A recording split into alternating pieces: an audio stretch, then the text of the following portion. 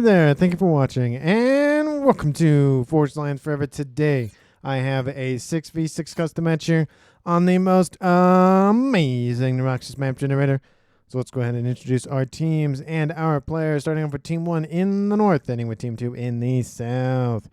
Starting off with Team 1's westernmost player and waking our way eastward across the map, we have in Barbie Pink, Scabber, going first land as a UEF. He is a 900. To his northeast, we have in light Oak Tan XXX going first land as a UEF as well. He is a 1400. In the middle of the map here for Team 1, it is Thurnis Haley going first land as another UEF here for Team 1. He is in Tropical Ocean Blue as an 1800. The highest ranked player on Team 1 and in the game overall. To his northeast in Pac-Man Yellow, it is Phil and Gun going first land as a UEF as well. He is a 1000 rated player. To his southeast in Batman Gray is Hooligan Gamer going first land as a 5th UEF here for Team 1. He is a 900. And last but not least here for Team 1 in the northeastern corner of the map in Royal Blue, we have Naval going first there as a Cybran. He is a 1400. Team 1 would have been all UEF, but he had to just make it a little bit different by going as a Cybran. So as I stated, there are no Aeon and no Seraphim for Team 1, only 5 UEF and 1 Cybrans. For Team 2's side of the map, starting off with the easternmost player, making our way westward in Rust, we have Stinky Joe going first land as a UEF. He is a 900. In the southeast, we have in Forest Green, Grumpy going first land as a Cybran. He is a 1200. In the middle of the map here for Team 2 in Orange, the color orange, we have the highest rated player on Team 2, and that is XBOCT going first land as a Seraphim. He is, again, a 1600, the highest ranked player on Team 2. In Ruby Red, to his southeast, we have Floor going first land as an Aeon. He is a 1200. To his northwest, the other red player on Team 2 in Chevy Crimson is OGO going first land as a Cybran. He is an 1100. And last but not least, in the southwestern corner of the map in Snow White is Signal Runner going first there as an Aeon. He is a 1400. So for Team 2 side of the map, there are 2 Aeons, 2 Cybrans, 1 UEF, and 1 Seraphim, which means Team 2 has all of the factions represented. And, of course, they are facing off against a team of 5 UEF and 1 Cybran. So for 12 players on the map, let's take a look how much replay they have to scoop up. They currently are sitting at 5,000 mass. Not a lot of mass here per player. It is under a little bit over 400 mass, which is really, I mean, it's something, but it's not great. It's really not a lot of mass to scoop up. In terms of Team 2 side of the map for mass point layouts, however, they have 1, 2, 3, 4. I'll call this one 5. And maybe just 6 because those ones are essentially going to be grouped together. 6 Trimex positions to scoop up, as well as a decent amount of one-offs in the middle and near the beachhead in the central part of the map. Really nothing in the exact middle of the map. There's one on these small plateaus, which you might call the middle of the map. So it's going to be very difficult for our players to really invest in land incursions unless they can get to the other side of the middle, essentially cross that imaginary line that stretches across the middle of the map horizontally and try to grab mexes on the other side. It's going to be a lot of reclaim, most likely over here and over here. And there is a nice little central pond in the middle of the map with Team 1's Thurnis Haley already traversing his way to the other Aeon Rec facility in the southern edge, which we do see that XBOCT is going for. And with that, let's go ahead to see where the rest of our players are headed off to this game. It looks like it's going to be possibly a 2v1 on the western side here in favor of Team 2, with Scabber making up Team 1's lineup versus OGO and Signal Runner. In the east, going to be a flip-flop scenario here. Team 1 is going to have the advantage with Naberwasser and Hooligan Gamer versus Stinky Joe. We could see Grumpy move in on that eastern side as well. So far, he's staying on the western side closer to the pond. We could see him transition into that side of the map. It looks like it's just going to be a 1v1 slugfest between Thurnis and XBOCT in the middle. 6X is in the north. He's making his way for a couple of mexes, and he can transition to the western side as well to assist. So it might even be a 2v2 versus a 2v2, possibly a 3v2 in favor of Team 1 if Gun does come in to assist as well. We do see that Floor is actually moving to the middle of the map, so it's not even going to be a 1v1. It's going to be a 2v1 in favor of the southern team of Team 2. And XBOCT finishes the reclaim right as Thurnis Haley gets there, and Thurnis goes, "Oh, I wanted some." And then looks like there's some commenting about which mexes go to who, essentially, in that section of the map. Thurnis just going to sit there and watch a D1 torp launcher be built. He's like, you know, I don't want to receive some torpedoes to the face, so he's just going to flee to this western side and have his engineers scoop up that mass of a reclaim to his north. I do see a bomber outbound here for him as well, trying to go after a couple of engineers, going for some exterior mexes or some outlying mexes to slow down expansionary efforts of Team 2. Grumpy going for nice little tri facility base to be able to, again, pump out some T1 Mantis or Lobos, depending on, not Lobos, sorry, Medusa, depending on which style of he wants to go with, whether he just wants to go for, again, you know, direct fire weaponry or some artillery weaponry. We do see that Stinky Joe is in the east prepping for the invasion of Hooligan and Nabarweiser from the north. Com-on-com action has started between Scabber and Ogio. Ogio going for mexes and going, oh yeah, there's a comm right here. I should probably get out of range. Scabber starting to walk down Ogio. I don't know how far Scabber will just continue to walk this down. Again, comms in this, you know, early in the game don't have any upgrades on board. And unfortunately for Ogio, he has a little bit less starting hit points than Scabber. There, look at that. They're having a nice little hug. They're having a nice little hug situation going on. Scabber trying to sit there and just throw plasma in Ogio's face, sitting at 8,800 hit points versus 7,600. We're getting some bombing assistance outbound from Signal Runner to reduce Scabber's hit points. It does look like those comms do back up. He's saying, hey, those are my mexes, get away. And Ogio goes like, okay, fine, I'll leave. Signal Runner moving into the north. We do see a lot of units outbound from Thurnis Haley moving to the west. He is UEF, which means he will not have hover tech at this stage of the game, which give an advantage to XBOCT and Fior, who have the Aurora and the Ziri that can hover, making naval incursions a lot easier for Team 2. And with two comms in the water, it looks like they're going to try to establish a beachhead on the northern side of that pond. But with a 3v2 possible scenario in the west, we can see that maybe Floor will shift over, and gun damage has been started for Signal Runner, and 6X has been started on a gun damage and range in the west. In the east, Hooligan Gamer and Nabarweiser are not pushing into the middle just yet, trying to go after Stinky Joe. Stinky Joe does have a nice avenue of retreat. He'll be able to go down that nice little narrow neck of plateau. And we do see that Grumpy still expanding out his mexes. I would like to see his comm be up here to assess, you know, defensive measures here or even here possibly. One or the other, at least somewhere nearby, so it doesn't get a 2v1 scenario in the east. But I do see that kind of happening, especially with Hooligan Gamer getting a nice frontline facility in that gap over here to the east. Couple of strikers outbound going after some Team 1 mexes. That's 6 mass a second that Hooligan is going to lose. Definitely unfortunate, but just how the game goes sometimes. A couple of units run by and you lose a couple of mexes. It's always unfortunate. And those two comms from Team 2 have crossed the pond and have started to invade Thurnis Haley's territory. He's not going to like that. Interceptors flying over the top here for Team 2 and Team 1, just kind of having some spats about which color is best, which faction is best. Again, 5 UEF on Team 1 does not provide a lot of variety for their team. But again, transfer of control of bases and units a lot easier because they are almost all the same faction. T2 air has been completed for Nabarweiser in the northeast. Will likely go for T3 pretty shortly after that transport has been completed. T2 land has been completed for the Rust player of Stinky Joe. T2 air is not online as of yet, but the upgrade has been started for Signal Runner. He has gone for the range upgrade, had to fall back due to the incursion from Team 1's forces from 6X and Scabber. Scabber is in the yellow and Signal is also in the yellow, but Nano repair has been built, or is on its way for Ogio. Already finished the stealth and gun upgrade. Those are very quick upgrades here for him.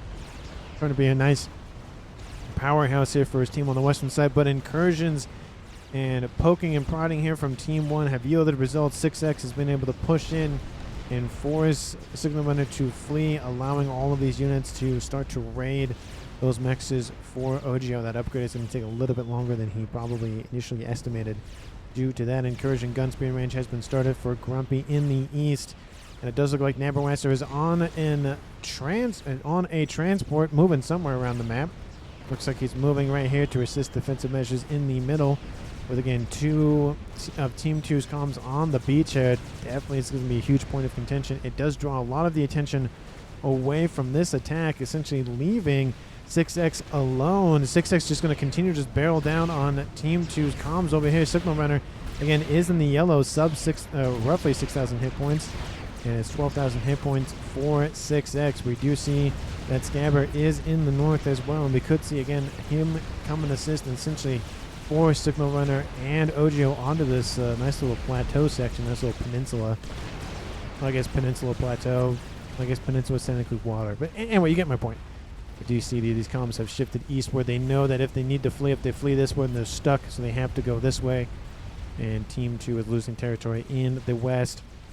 We do see that the invasion on the eastern side has commenced. Stinky Joe sends his forces on the eastern edge and on the west, splitting Team 1's focus, especially when Nabarwasser has left the field, at least on this side. Grumpy could easily come in and go after Hooligan Gamer. Could be a 2v1 scenario here between these two comms, or 3 comms, I should say, but those comms aren't engaging as of yet. Naval facility is online. T2 Navy upgrading to T3. Really early T3 upgrade here for Floor. Very interesting. I'm probably saying his name wrong. Probably. Where is this comm? Let me see.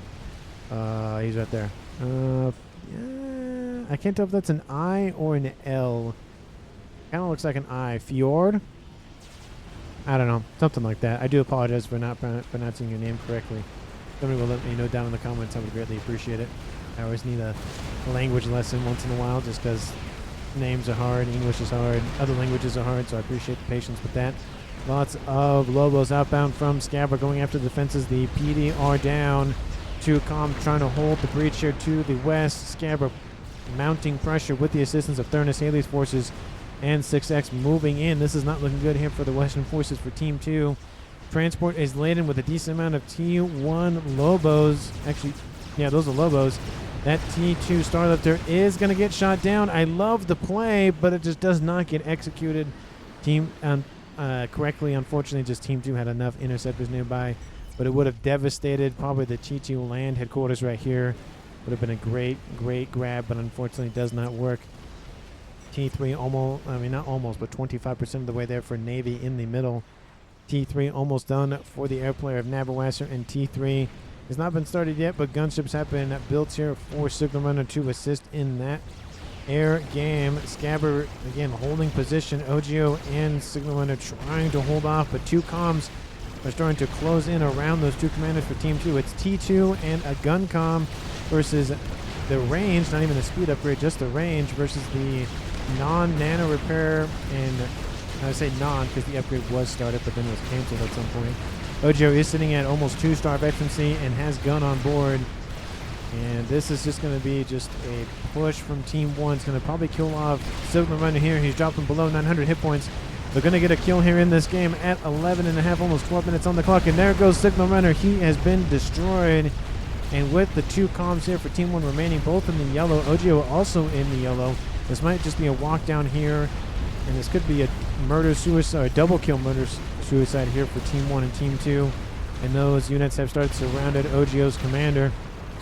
You don't see anything in terms of comms anywhere else on the map. We do see that 6X is being shot at by some Cerberus PD back here, but it's not going to matter. OGO is in the red and falling very quickly.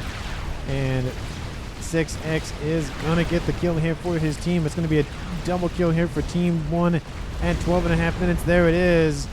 OGO and Signal Runner on the western side have been destroyed. Team 1 is now sitting at 6v4 in their favor. So far, Yuya Tech is the supreme technology so far, or faction in this game, with 2 players on Team 2, both being Cybern and Aeon being destroyed. That means no telemasers here for Team 2. with the death of OGO. And those units are just pouring into the breach here for Team 1, claiming territory that is far into Team 2's side of the map. I even feel like this base might even be ceded to them, just because there's a lot of support over here. Of course, comms pushing in. Looks like getting some PD or something over there to the west. Missiles outbound here from Thurnis Haley. He has a missile launcher on board. That commander going after that T2 Mechs. Going to kill it off and almost kills off the land headquarters as well. Will he throw another missile at it? Yes, he will. That will go down. Team 2's Orange Boy of XBOCT will lose. T2 Land Technology Grumpy pushing against Hooligan in the middle. And Stinky Joe could come and assist this as well and force back Team 1. Team 2 needs a win, especially with the loss of 2 commanders in the west. Transport with more Lobos on board, trying to drop it once again. And a couple of shots from that Spectre gunship shoot and destroy more than half of those units on board. And those units are continuing to push in. Gunship trying to chase them down. And it will slowly catch up to them, but unfortunately the transport will drop short. And those units are going to be destroyed very, very quickly. They don't have a lot of hit points remaining. And those shots have been fired. T2 Mechs will essentially go down.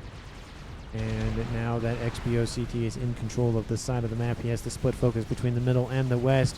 T3 Naval Technology is almost online, and T2, I think those are destroyers. I never remember what they look like. I think those are destroyers. They look like destroyers. No, those are cruisers. I can tell because the AA weapons on the side.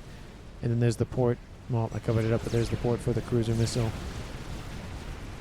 And Thurnis Haley does kill off the T2 land headquarters, and now 6X actually diverting his forces through the little valley area here to the west, coming in to the main base of XBOCT, ignoring this position over here due to the PD that is being built and being expanded upon for him in the west side of things. 2v1 in the east. Hooligan going after Stinky Joe. PD in range of Stinky Joe's commander. Grumpy on a gun upgrade. Stinky also on a gun upgrade and a nano upgrade as well. Hooligan Gamer on no upgrades. Will only favor Team 2's commanders. PD still trying to stave off incursions from Grumpy's forces. Actually, no, excuse me. Team 2 can still go for Telemazer because Grumpy is alive. They don't have any...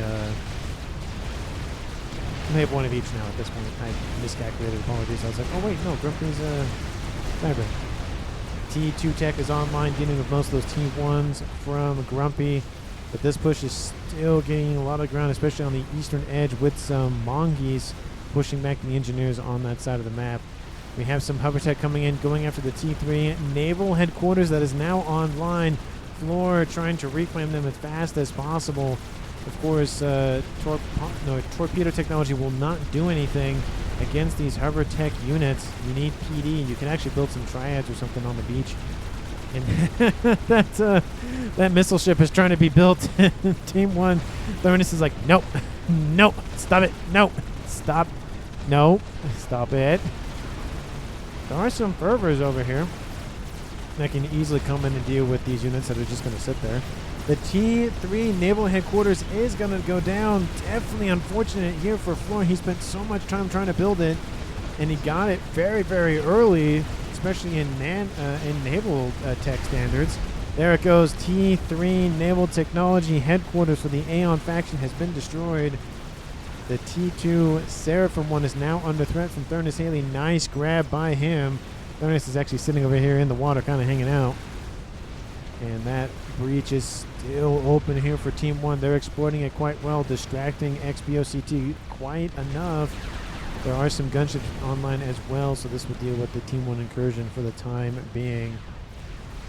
And in the east, bombers are outbound here from the air player of Naval. They're trying to slow this approach of Grumpy and Stinky Joe. They forced back Hooligan Gamer, and forces from the east have come in to capture or destroy Hooligan Gamer's commander. There he goes. Kaboom. Takes him out. It is now a 5v4 in favor of Team 1. Team 1 suffering the first loss at 16.5, or almost 17 minutes. GG 1v2 says Hooligan Gamer a little salty about that. But again, it does happen in this game. To be fair, Nabalwasser was here to assist, but then he fled or he moved over here to assist, and he's walking back. And so he could have been there. Had he been there, things might have been different, but he does have a strat bomber, so he's going to help a little bit to try to slow this approach. But again, that credit does really go to Stinky Joe. Hooligan would have been fine had he kept walking back, but he wanted to stay a little bit closer to the front lines. The forces that came around the edge were just enough to destroy him. Bomber outbound going after Stinky Joe's commander. ASF protecting that bomber investment. There's a lot of T3AA online, and they eviscerate that bomber quite quickly here. Great move by Stinky Joe denying that air. Help with bomber, says Thurnis. T1 bombers going after these T2 units on the surface of the water. Going after those cruisers. Where'd that destroyer go? Looks like it was probably destroyed. And the T2 naval headquarters also destroyed, so no naval tech here for Team 2. Team 1 Thurnis is adamant about it. He's like, no. Only pseudo-navy. No actual navy. No. Bad. Bad llama. Bad llama. In the west, position is still holding here for Team 1. Very similar to what Team 2 is doing on the eastern side. Team 2's units continuing to pressure this side of the map, going after everything that remains from Hooligan Gamers' forces and base. Nebulasser is here just in case those forces continue to pressure northward. We could see some PD being built in here just to deter them from going this way. Essentially was what 6X did over here. Taking a look at the game overall, Team 1 is in the lead for mass generation at 625. Team 2 at 450, so I'd say about 175 more mass per second for Team 1 than Team 2. Total mass accrued, Team 2 is barely in the lead, and is that due to reclaim? No. That's just due to them being in the lead a little bit earlier than Team 1. But with that 100-plus mass advantage, it's going to favor them as the time does go on. Of course, there's a decent amount of reclaim in the water here. Lots of engineers have been destroyed, and we now have hover tech in the form of Yenzine going after Thurnis' forces with the bombers as well. Thurnis will retreat out of the water and protect himself up there.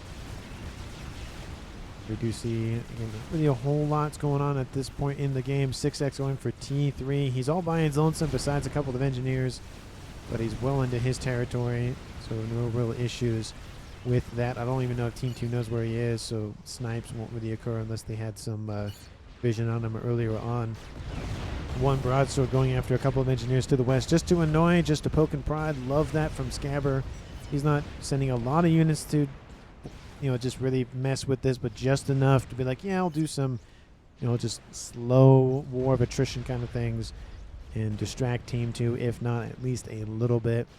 Let's go ahead and speed this up just a little bit. The game's kind of starting to die down. Will Team 2 keep the naval facilities, or will they get destroyed once again? You'll just have to watch to see. And again, current stage of the game, Team 1 at 2020 has 5 players remaining. Team 2 has 4 players remaining.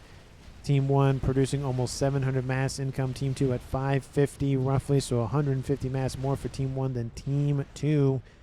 Let me know down in the comments who you think is going to currently win this game at the current moment. Map control, 51% for Team 2, 49% for Team 1. Just because both teams are in similar situations on the west and eastern side of the map.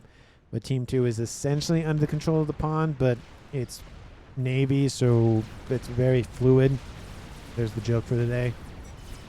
But of course, if you haven't done so already, like the video and subscribe to the channel. Thank you so very much for watching. I really do appreciate each and every second, minute, hour video that everybody watches, regardless if it's this one, my Star Wars content, my Warhammer content. I really do appreciate it. First bomb misses. The second one does strike its target. But of course, thank you so much for watching. And of course, share this video with anyone, everyone, and especially your pets. And all of those Yenzine, just ignore the main base for Thurnis to the north, going after the Mechs over here, essentially cutting off 6X from his reinforcement potential, like supply lines. There's nothing here anyways. But he has a couple of engineers dropped off by a Starlifter. He could get on that transport and go home, but he's going to continue to pressure forward. Looks like he's going over here, building a nice little artillery base to try to shell this position down here. I'd love to see it. There's a couple of TMDs, so missiles aren't going to be effective, but artillery will be. T2 Navy in the Seraphim Tech back online for XBOCT. And T2 Navy back online here for Team 2's Ruby Red player of Fjord. We do see gunships and hover tech coming in to deal with the Yenzine outbound from XBOCT. Kills off a couple of Mechs and calls it a day. I see a lot of buzz kills being built here by Thurnis to deal with any sort of cruiser missiles coming in out of Team 2's bases, and more cruisers are being built as we speak. T3 Navy is being established once again here for Floor. Again, it's going to be the second time. Will he keep it? Will he not? We do see Strat Bombers now outbound from Fill Gun, going after Stinky Joe's commander, assisted by the ASFs from Nabawasser. Of course, there are more bombers all the time here for Team 1. This could be devastating. Could be a couple of snipes here on Grumpy and or Stinky Joe. Stinky Joe is sitting on Nano and 4-star veterancy, so almost 19,000 hit points. Going to take a little bit more than just 1 or 2 bombs to force them back. Couple of gunships outbound from Scabber coming in to assist as well. So a lot of air tech being focused on this eastern side of the map. And again, more and more hover tech in the middle of the map. Looks like those are now going to the middle as well, going after... Nope, they still haven't been decided on what target they're going for. Lots of air being produced by Team 1. Team 2 not going so much into air. T3 is online for both Grumpy and now XBOCT, but it's not really a huge focus by them. I'd say mainly Grumpy, but that's really about it.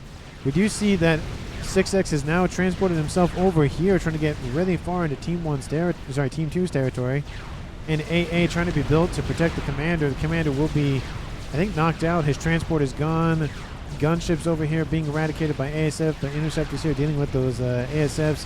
6X is in the yellow, falling very, very quickly. Flak is online. He's trying to survive. I love the aggressiveness from him, but will it work? I don't think so. And even if it did, Grumpy is defeated by Scabber by those gunships outbound from Team 1 Scabber. Great grab by him. 6X is staying alive just barely. He's in the red, 3,400 hit points. He does have that shield that protected him for a while. So he's going to be flying flat cannons online. It was just enough from Nabawasser's ASF to come in, but now he's being evaded on the land side of things, and at this point, I don't think he's getting away anytime soon. Shield has been denied. Team 1 PD going to be spammed up as quickly as they can be. I don't think it's going to get anywhere. Unfortunately, he's in deep behind enemy lines. He is providing a nice distraction for his team, but is it worth it? I don't think so. I feel like the comm could just be priority at this point. Team 1 bomber is eradicated, but of course their bombs do drop. And more triads being built, more PD being built. It's not going to go well. There he goes, 2,000 hit points, 15, 1,500. Gets a wrecking vengeance, but it doesn't matter. There goes the comm of 6X, and it is now a 4v3, still in favor of Team 1. And that gunship kill by Scabber, great grab by him. Going after a vulnerable commander that was just kind of sitting over here, not really doing a whole lot. Pinky Joe going for shield to protect himself against any sort of incursion by Team 1. And gunships roaming the countryside in the east, dealing with the expansionary efforts of Team 2 on that eastern side. Strat Bomber over here dealing a nice little AoE to these Yenzin on the surface of the water. More and more cruisers coming online, more and more hover tech, more and more missiles to the breach. Missile boat is coming online here for Floor. You can see it's a missile just because it doesn't look like a omen from its little icon in the bottom left-hand corner of the screen. Yeah, I can just tell that's a missile ship. So cruiser missiles and other types of missiles in the pond here. Going to be lots of TMD that have already been built, and more of them are probably going to be built as we speak to deal with those cruiser and other missiles from Team 2. Lots of action here. 25 minutes on the clock. Bombardment outbound from Team 1 Scabber. There is a Monkey Lord almost done for XBOCT. That will open the doors for Team 2 to once again invade on this western side. And it is not going to go well in the north here for Thurnis Haley. His base is right here. Those missile ships have long ranges. He has to be very careful. There it is. The missile ship is online. The Torrent class. Those dual missile launchers on board. Devastating. Also, for some reason, it gets torp defense and not TMD. Maybe that's just a way to balance it. But you would think that the missile ship would have TMD, being its entire thing is missiles, not torpedoes. You would think. I don't know why you would think, but I don't know. It's one of those just facts of life. Maybe it was, again, a balancing issue possibly, but I don't like it. Again, cruisers are nice here from the Aeon faction, but they don't have missiles. They do have TMD, so he's going to couple those with the Torrent class just to protect himself. Again, with that aspect, I do love that, but I do kind of find it weird that the tactical missile defense system is on board the cruiser, which I guess all cruisers have, but the TMD is non-existent on the Torrent class. Very weird. Anyway, most likely a balancing thing. You anyone can help me with the cruisers, or am I just going to do that all alone? I think Thurnis, unfortunately, going to do that all alone. We have some gunship build up here for Naval in the north. More air grid expansion here for him, and gating in some nanocoms. What is that symbol? They are Rambo presets. That's what the nano symbol is. And they have EMB burst, nano repair system, and disintegrator amplifier. So annoying is really what you could just label that as annoying. And here come the missiles outbound going after everything that Thurnis owns. He's going to have to start spamming out those TMD. Yep, there they go. All around the map, those buzzkills. Got to be a real buzzkill in this game, denying missile landings. Oh, just completely botched that, where nano repair has been started for XBOCT's commander in the water. And bombers over top going after the units sitting here. Cougars nearby could easily move a little bit over to cover these units. They're all T1, so it's not a huge loss, but still a loss nonetheless. Percy running around here in the east. Unfortunately, that triad does not feel good and has to be taken offline due to the Percy's overcharge on that electrical system, causing it to explode, or just dealing enough damage to where the system just fails. I'm just trying to add a little bit of flavor text, essentially. In the west, Monkey has eradicated the frontline position here for Scabber. Is going to fall back and go for repairs. Has 2 Star Veterancy now on board. He has 20% more hit points. Missiles outbound from a second missile ship, going after a nice little engineer who's just trying to repair, trying to just feed his family, but just gets annihilated for it. Me make satellite, says Scabber. I mean, at this point, with 5 players starting for Team 1 as UEF, if no one goes for any satellites, I would be very surprised, because why would you not, considering there's 5 UEF players on Team 1?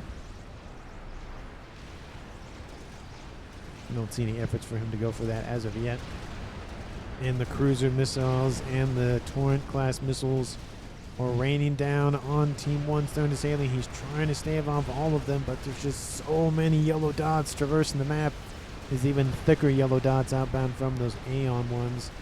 And there's just more and more and more and more of them. We'll like to point out, though, pathfinding for ships, naval ships, very annoying. You put that right in front of where the ship would, so, you know, you would make the, you know, the move order like right here or whatever. It's going to run right into that. So you probably should move that a little bit over there. Control, because you have, it bonks it every time, and then it has to, like, do 30 turns just to get around it. One of those things where it's just annoying, and then you have to wait for it to move, to build another ship, and all that stuff. But the buzzkill lines have been established. Pigeons are going to go down. There's just so many missiles. So many missiles. It's just not going to be sustainable. Colossus and a monkey walk into a bar.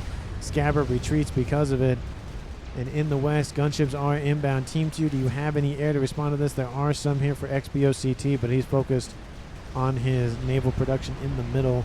Artillery base trying to be held off here in the east, but there's a lot of spearheads outbound from Stinky Joe shelling this position. So missiles, and experimentals. That's what I'm getting for this game for Team 2. Gunships going after the weaker of the 2 units first. Great grab by them. Going to get that kill confirmed, and then that Colossus is going to be the next target. ASFs have responded to this. Unfortunately, they will not save that monkey. They might save the Colossus, but those ASFs have shifted over just a little bit to be able to get in behind the ASFs. Great positioning here by Nabarwasser. First major airfight of the game will be a huge victory here for him, especially with some AA being built nearby. And Team 1 will clear the skies. Some gunships will survive, if not more will be made very quickly. And that is definitely unfortunate for XBOCT, but that Colossus is still in the green and will now start to destroy the base for Scabber. But he is being supported by a group of Percys to the east, or from the east, from Thurnis Haley. Look at them. Look at this. Just to indicate what the nonsense is going on. That is an absolute monstrosity that is happening right now. Just what a buzzkill, essentially. Maybe I'll get a scene from this side. Like, look at that. Look at that nonsense that's going over there. So many missiles. One nuke would kill a lot of mass. Just Team 1, if you can hear me from either. Team 1's Scabbard gets killed off by the Colossus. He just walked him down. He didn't retreat. Definitely unfortunate here for Team 1 losing another player at 31 minutes. Scabbard did not retreat. Probably should have done it. He had a T3 land in air facility and a nice little Omni online and explosions to the east for some Morass comms or whatever other engineering presets, whatever they were. Unit invasions from the water emerge, and TMD on top of PD need to be built, and it's just going to be devastating. Titans are moving in. Great unit to counter all this T2 spam. Buzzkill's going to try to hold off. It's playing missile command at this point. There's so many missiles inbound.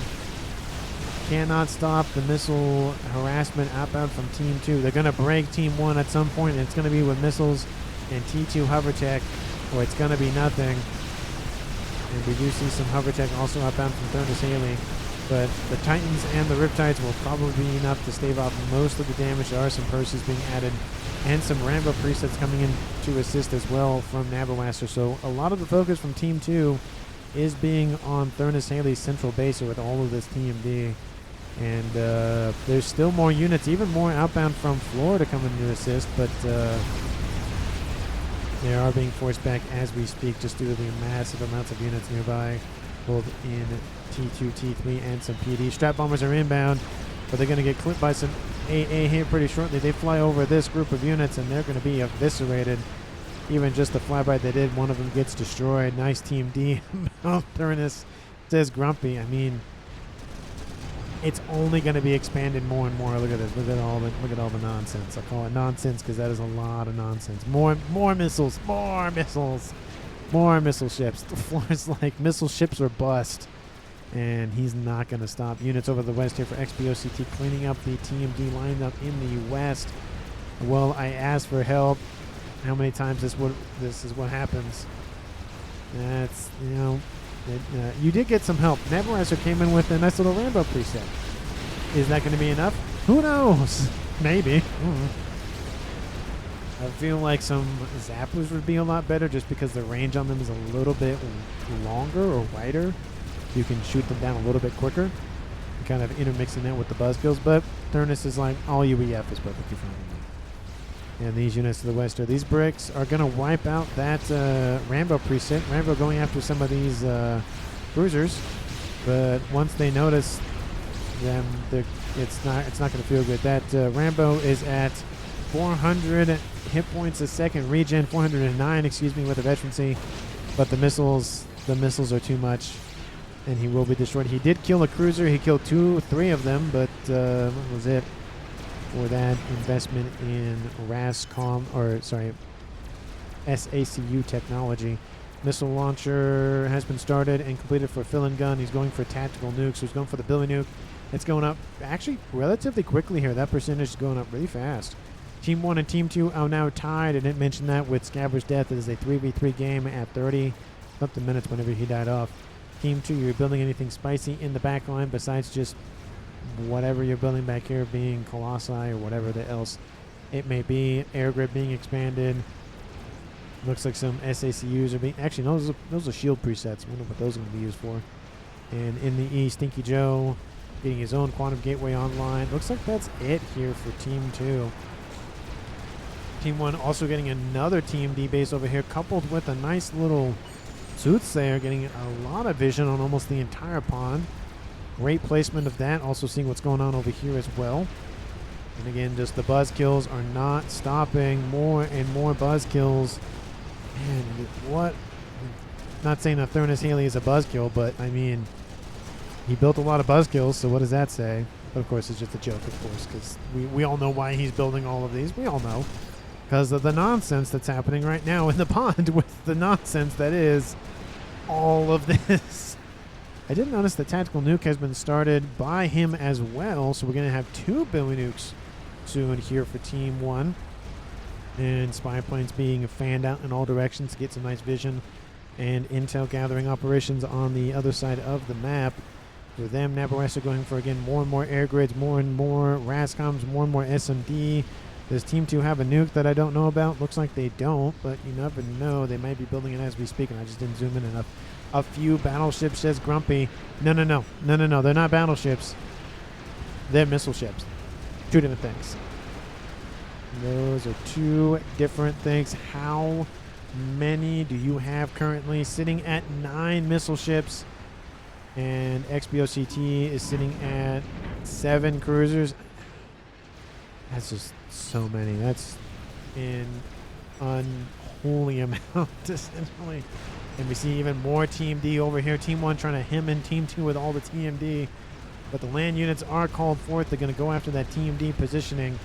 And we even see some more bricks. Actually, excuse me, bricks, not Percy's. Bricks down there assisting the shields primarily. There's a lot of parashields in this mix here for Team 2, Stinky Joe. And there are some RAS comm presets going to start to flee. They notice the threat. They're like, we see it on our suits there. We need to get out of range. There's some Titans up to the north that can easily help assist with this. And it is not going good here for Team 1's very frontline Team D base. It is distracting Team 2's main missile ship force, allowing Thurnis to build even more Team D, because why would you ever stop with the Team D at this point? And those RASCOM's going to try to make it out of there. Unfortunately, there are more reinforcements from Thurnis Haley from the east, and Strat Bombers are inbound going after Stinky Joe's commander. Stinky Joe's got to move, or he's going to be killed off by these Strat Bombers. Here they go. AA going to be called forth to deal with the bombers inbound. Stinky, you got to move.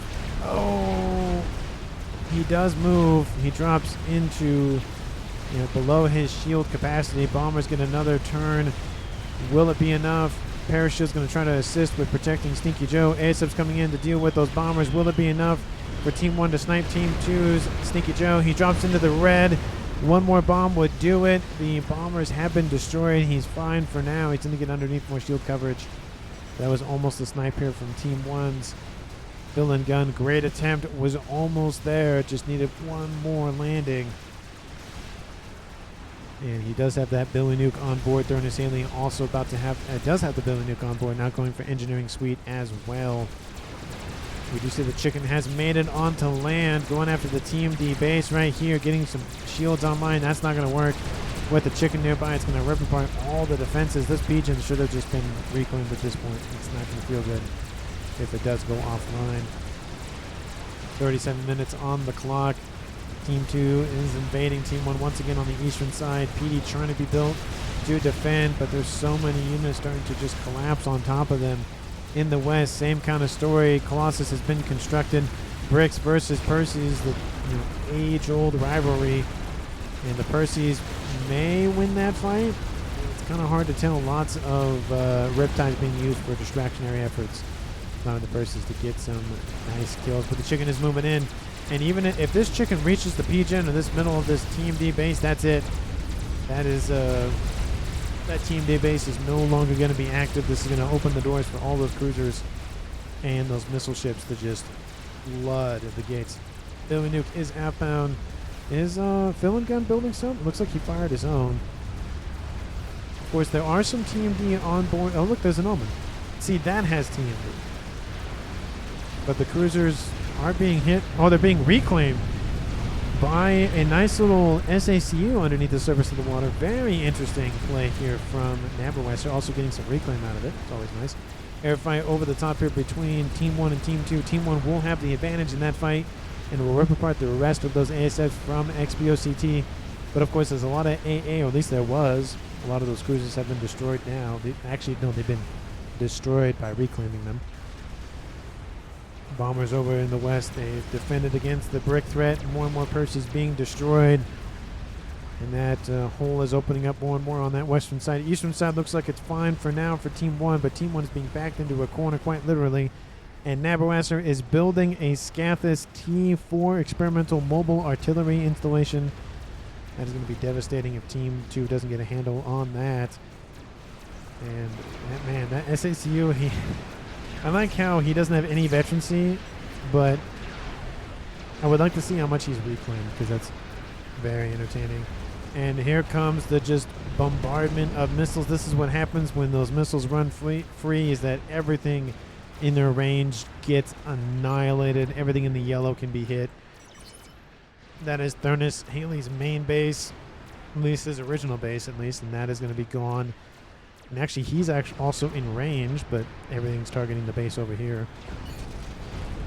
Team D trying to be built. It's not going to be built fast enough. You really need volcanoes just to soak up multiple missiles. You need a lot more than that. Billy Nuke landing over here in the east, trying to just snipe at the units moving in on the eastern side. Lots of engineers don't know what they're doing. More Team D's been built over here by Thurnis Haley just to defend against this horde in the middle. Can you give me some mass?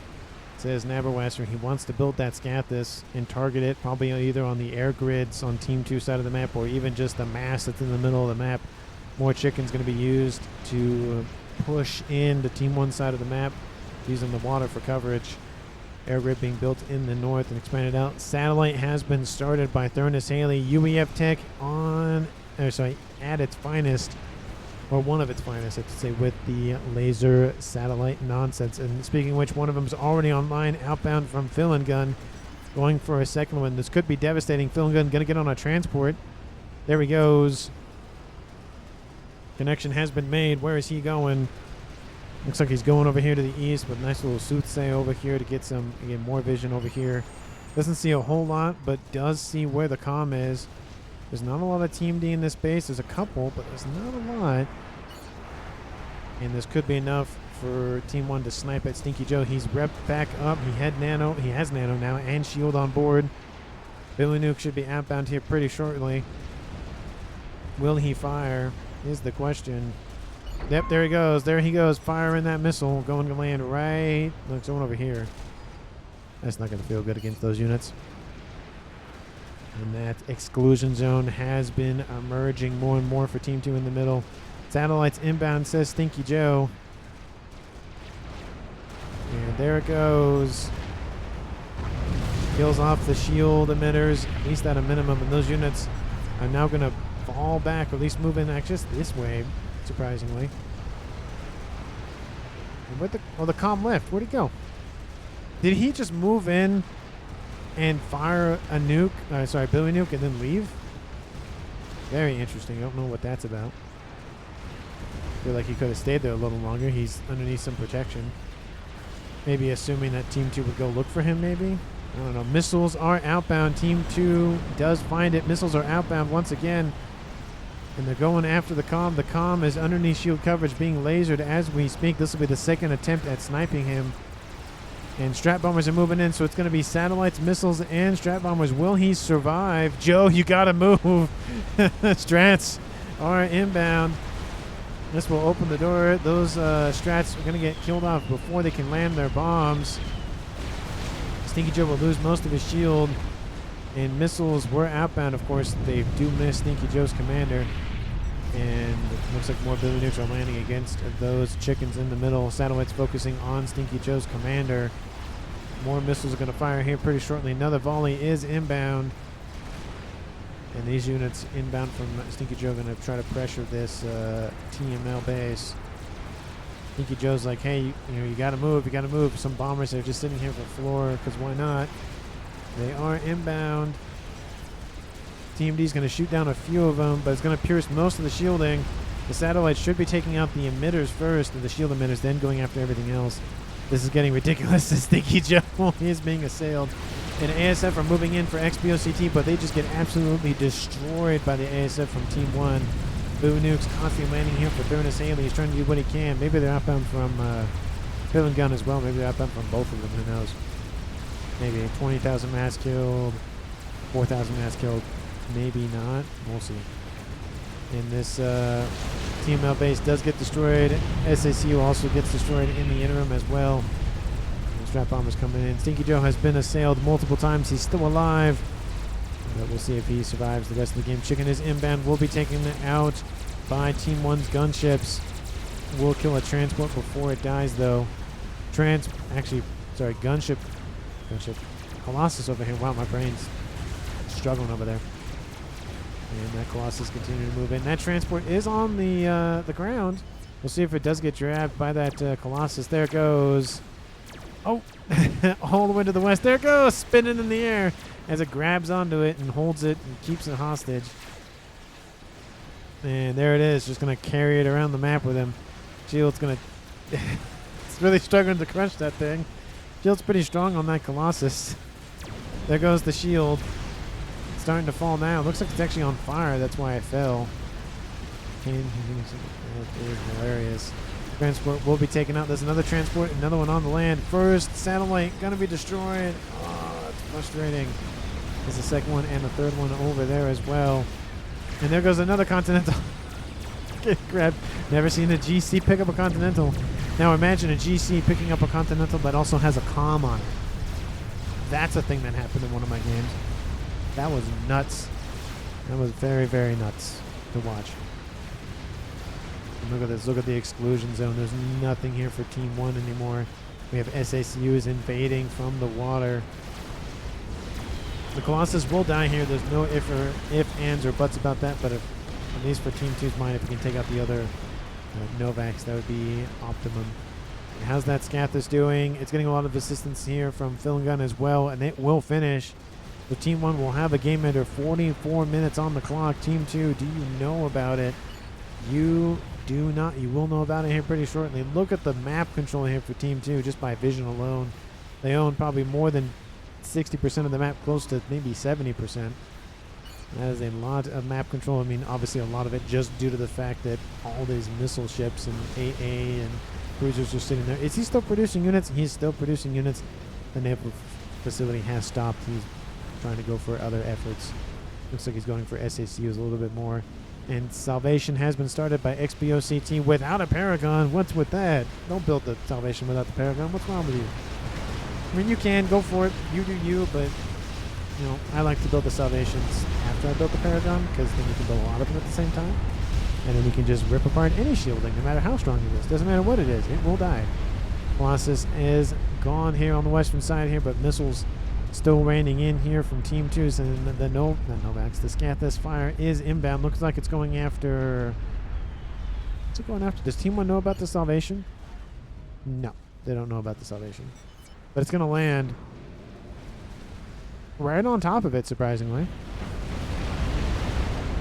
It looks like it's actually going after Flora's commander specifically, but they'll notice the Scathus fire if they're paying attention.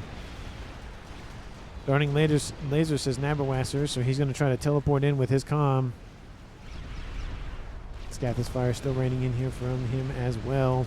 Team 1 is holding on. 3 satellites and a Scathus. That can be devastating. 21 seconds took to complete that teleporter. I'm sorry, that laser, not the teleporter. And Flora is being targeted. The air grid is the main target. Just kind of the side effect. Do same creep with SACU, says Sigma Runner. And in the east, Team 1 is holding off the approach with 3 Novaxes being used as defense satellites, as their name does indicate. Usually they're used as attack satellites, but you know, that's just how people use them. Anyway. And the invasion from the water has now switched to a land invasion.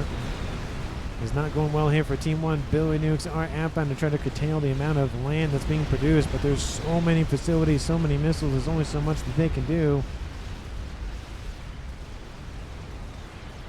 Scathus fire now shifting over to the east, going after Stinky Joe's facilities. I don't see anything of really noteworthy over here. Don't tell me, okay, you're not going after the comm. That'd be very funny. Looks like he's going after the SACU facilities, the deploying gateways. That should be a thing that I do, is just only SACUs. That's it. Just steamroll a campaign mission with only SACUs.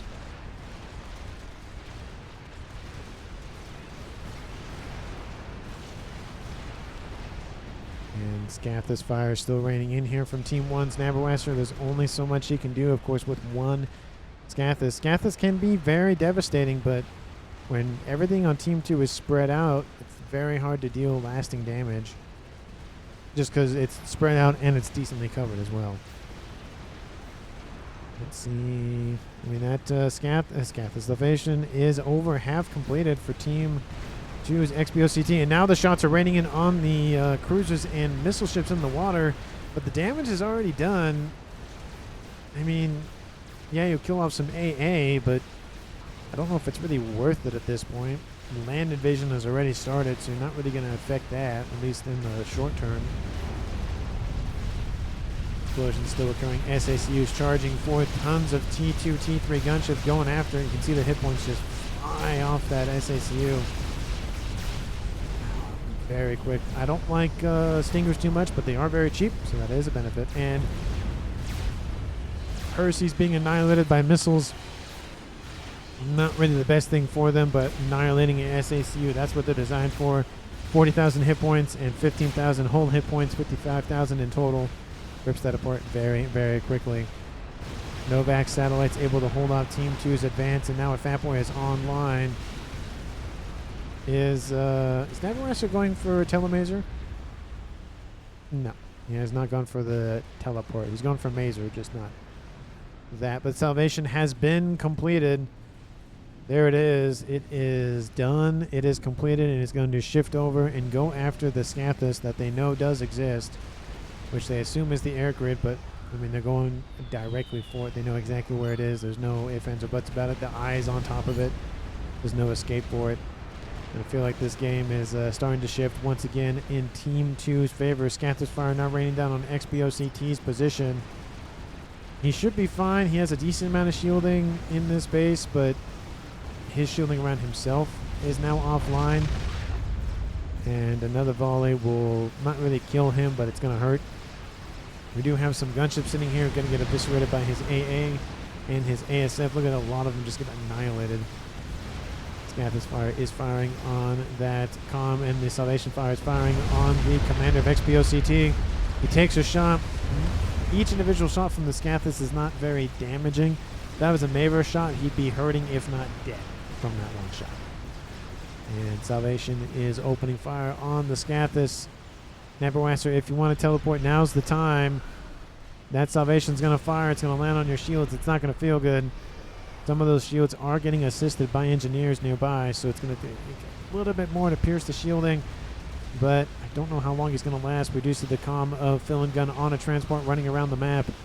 And more satellites are being built. He really needs shield around these because you never know. There is a nuke online here for Team 1's Thurnis Haley. It's half loaded. Does Team 2 know about it? Yes, they do know about it. There's also something over that as well. Do they know about... Oh, wait, do they know? They know about the... They don't know about it. That is not great here for Team 1 not knowing about the Salvation's location. The Salvation has pierced the shielding. The Scathus is trying to move. It's too late. It's already gone. Team 1 has lost their experimental artillery. Team 2 still has theirs, which isn't technically a game ender, but I guess it's still experimental because of the circle on it.